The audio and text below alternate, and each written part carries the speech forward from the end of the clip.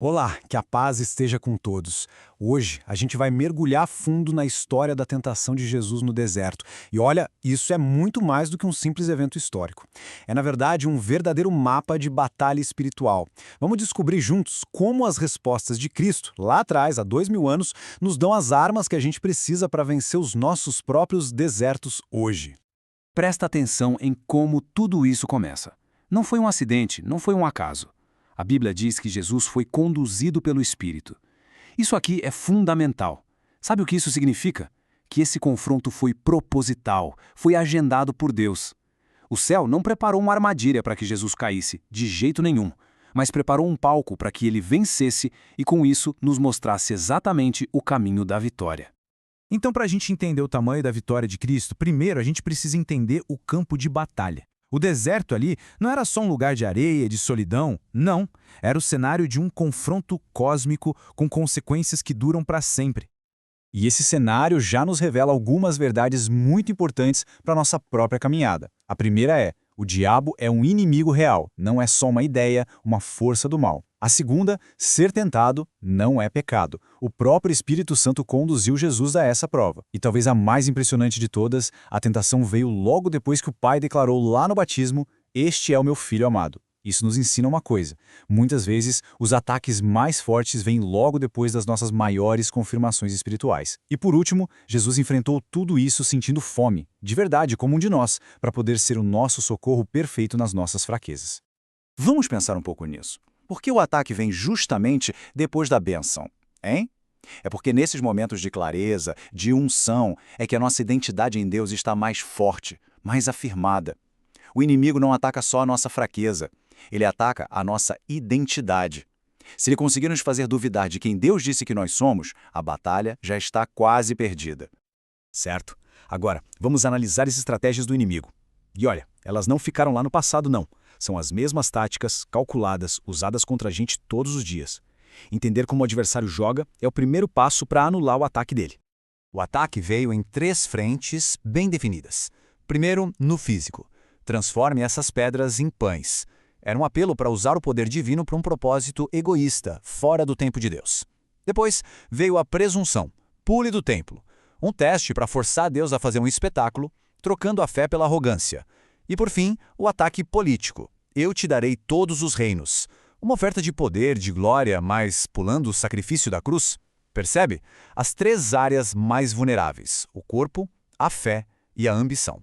Vamos decifrar esse manual do diabo.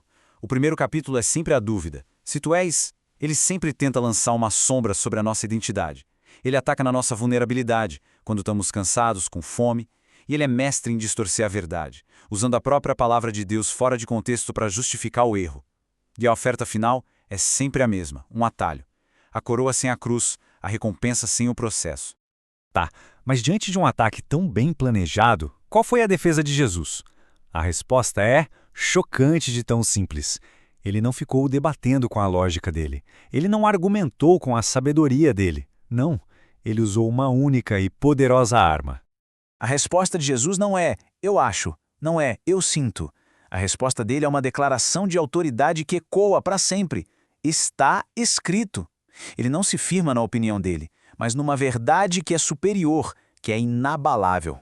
Com essa única frase, Jesus redefine qual é a nossa verdadeira necessidade. Sim, o corpo precisa de pão, é claro que precisa. Mas a nossa alma, o nosso espírito, precisa de algo muito maior: cada palavra que sai da boca de Deus.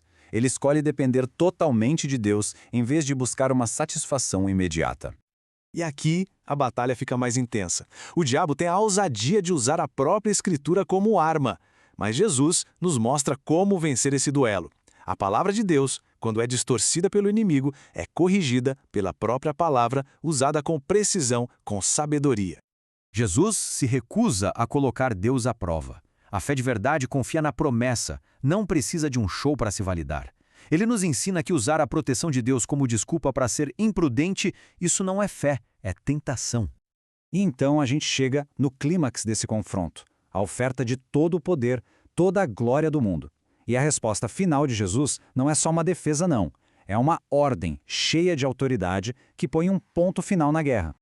Esse aqui é o golpe final. Jesus coloca a prioridade fundamental do universo no seu devido lugar. A adoração pertence somente a Deus. Nenhum reino, nenhuma glória, nenhuma ambição, nada pode competir com o Criador. Com essa declaração de lealdade absoluta, o debate acaba, o inimigo é expulso. A vitória de Jesus no deserto não foi só para ele, foi por nós. Ele desenhou o mapa da vitória, nos deu um manual de instruções e as armas para que a gente também possa vencer. Então, a pergunta é, como a gente traz isso para o nosso deserto pessoal? Aqui está o nosso plano de batalha prático. Primeiro, cultive intimidade com Deus, assim como Jesus fez naqueles 40 dias de jejum e oração. Segundo, ande cheio do Espírito, porque a vitória não vem da nossa força, mas da força dele. Terceiro, use a arma que Jesus usou. A frase "está escrito" precisa sair da Bíblia e entrar na nossa boca, no nosso coração. E, finalmente, tenha uma atitude de resistência. A Bíblia não diz para a gente debater com o diabo, ela diz: resiste e ele fugirá de vós. Não se negocia com a tentação, a gente resiste. E repare no final da história. Mateus nos conta que, depois que o diabo deixou, os anjos vieram e os serviram. O socorro, o consolo, a provisão do céu não chegaram no meio da luta, mas sim após a vitória. Deus nos sustenta na batalha, mas a celebração, o alívio, eles vêm depois da nossa perseverança. Então continue lutando. A vitória de Jesus no deserto foi o que o preparou para o seu ministério público e as nossas vitórias. Cada tentação que a gente vence não é só um perigo que a gente evitou, é um degrau de preparação. É o nosso caráter sendo forjado para o propósito que Deus tem para nós. Então a pergunta final não é se seremos tentados, mas sim para o que as nossas vitórias estão nos preparando.